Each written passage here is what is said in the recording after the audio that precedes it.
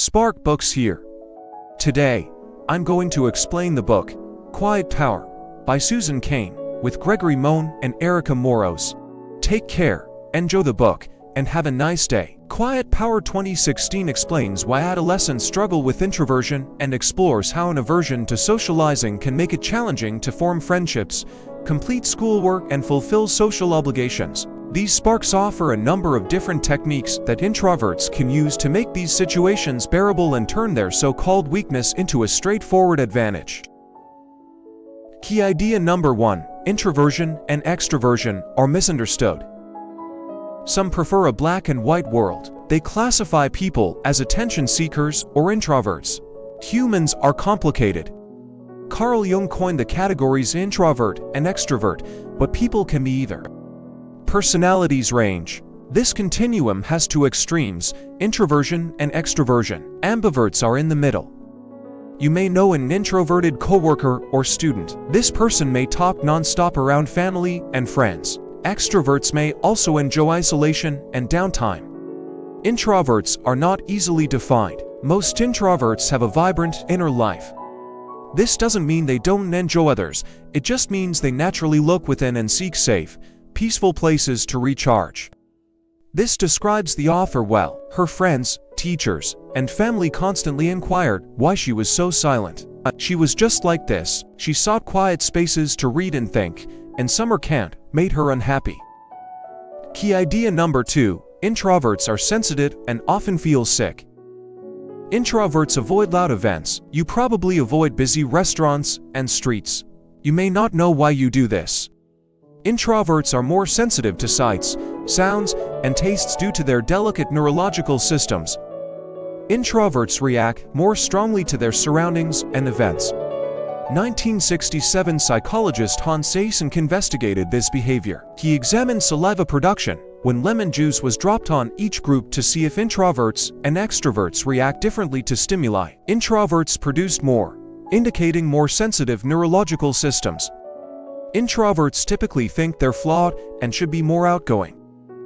Due to society's love of extroverts and attention seekers, 1/3 of the world's population dislikes the spotlight, and there's nothing wrong with them.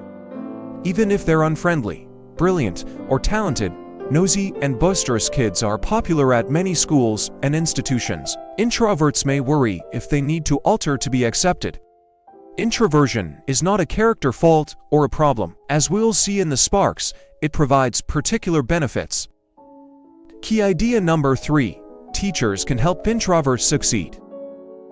Classroom conversations allow pupils to hear alternative perspectives and allow teachers to assess homework completion. Introverts encounter more than just classrooms. We'll talk about introversion and friendships next blink. But expecting students to verbally interact in class disadvantages introverted students and ignores the fact that good and ambitious students may be reluctant to speak up.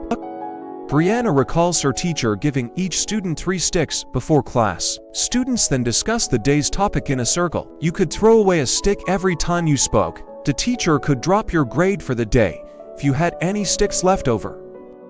This motivation leads to students uttering nonsensical babble to get rid of sticks. Introverts loathe pointless chatter. Introverts must communicate their public speaking phobia to their teachers so they can learn and modify. This allows for small discussion groups instead of large ones. Think, pair, share is another good teaching method. Thus, introverts love to think alone, so teachers give them time to think before pairing them up to discuss. The teacher can gather the class to share their opinions after a while. Introverts prefer one-on-one conversations. It lets kids participate in class, and the teacher can be sure that everyone understood the concepts by the end. Introverts encounter more than just classrooms. We'll talk about introversion and friendships next blink. Key idea number 4: introverts shouldn't sacrifice companionship for fear of loneliness. Some can talk. They effortlessly enchant strangers. Introverts rarely have a big social circle, however this can. Introverts have a few close friends. Introverts typically feel self-conscious and observed at school, so this tiny group of buddies may shield them. However, a few nice buddies will help them relax. Ohio teen Gail is wary about true friends. She only uses the word with trusted people. Selectivity leaves her with 3 friends. Her little network of pals is adequate, but you may not. Avoid harmful connections if you want to make new pals. A teenage introvert like Georgia may find herself in a scenario like hers because introverts find it hard to make new friends. She made friends with a bunch of mean girls who tormented her for having a different musical taste out of fear that she would constantly be alone and uncool. To locate true companions, let go of toxic relationships and risk loneliness. Georgia did. Despite feeling lonely and alienated, she cut off all communication with these girls. She met a kind-hearted girl in science class who became her buddy. Key idea number 5, introverts can survive social occasions with good companions and a quiet place. For an introvert, a loud, crowded party full of strangers is excruciating, but attending one of these events is inevitable. Luckily, there are ways to cope. Spending time with 1 or 2 friends before the party and going together will help you adjust. After all, entering a party with a close friend is less stressful than going alone. Especially for prom. Introverted Carly dreaded her junior prom. Carly felt the strain as she ate supper with a bunch of her friends before the event and took pictures. Pre-prom activities reduced prom anxiety. Breathe and take a break. Introverts need quiet time to recharge, so locating a place to unwind might help. Jenny, like many teenagers, dreamed of hosting a grand party at her place. Jenny, an introvert, found the idea unsettling. She survived the night and even enjoyed herself by taking breaks in the restroom. She could relax and refresh, making her a good host. Introverts can love parties too. As we'll see in the next blink, it doesn't preclude teamwork either. Key idea number 6, introverts can succeed in teams with focused attention and interior vision. Introverts are stereotyped as antisocial. Introverts can contribute to teams if handled properly. Introverts shouldn't give up on team sports. Skills can be developed outside of teams. Jeff discovered he loved lacrosse at 13. He started a rigorous workout regimen to catch up to his peers. Jeff practiced lacrosse by bouncing a ball against a wall thousands of times a day. He was ready to play with his teammates after hours of alone practice.